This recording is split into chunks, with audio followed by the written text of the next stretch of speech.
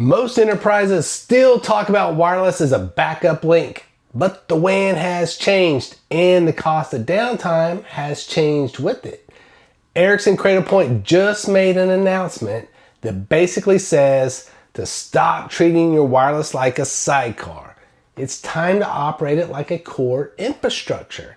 I'm Michael McDowell with NAN Research, coming to you live from my studio in the great state of Texas. There's no place where I'd rather be. But hey, I'm not here to talk about Texas.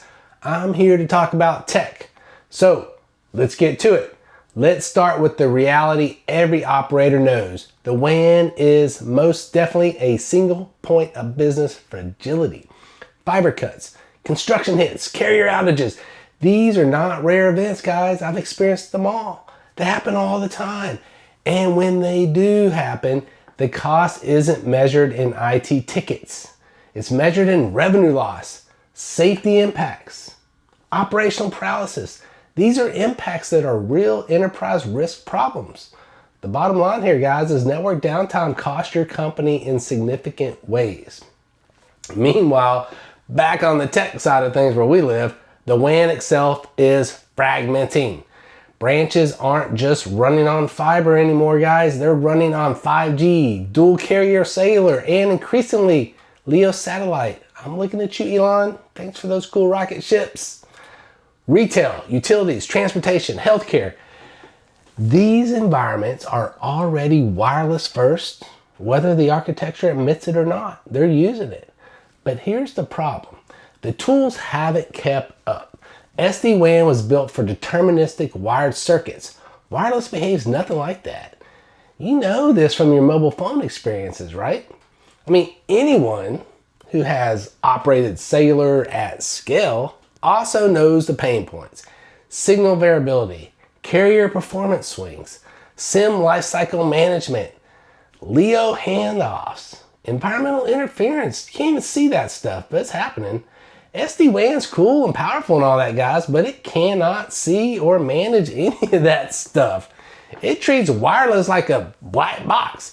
And that's the gap where Ericsson's Cradlepoint is targeting. The key concept here is wireless operational complexity. Okay, so with that said, the big Ericsson announcement last week was around the company's wireless WAN orchestration inside their NetCloud products. Been around for a while. Think of this as SD-WAN manages the overlay, wireless WAN orchestration manages the underlay. It gives operators unified visibility across 5G, LTE, and LEO, policy-based control for wireless behavior, we like policies, multi-carrier intelligence, SIM, eSIM lifecycle automation, we love automation, and real-time telemetry on RF conditions. Is that even possible? Okay. This is the missing layer for enterprises that rely on wireless as a primary or a mission critical link.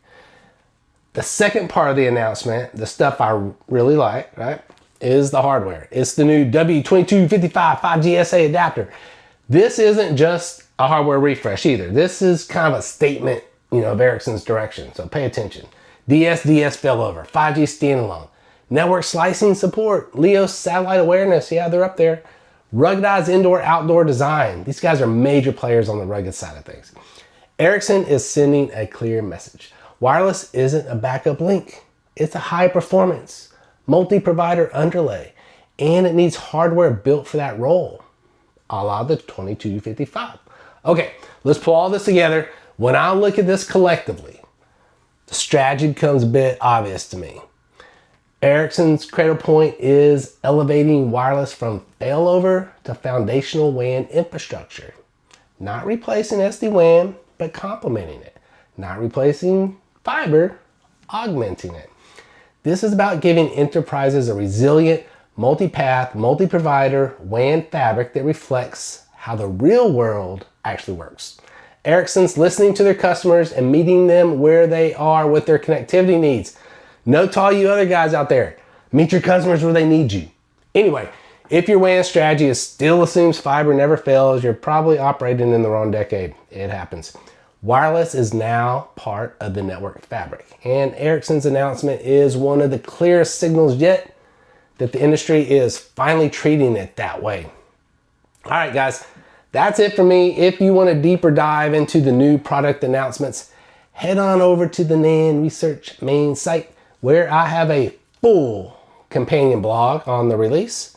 As usual, for your convenience, I've included a pretty little link in the comments.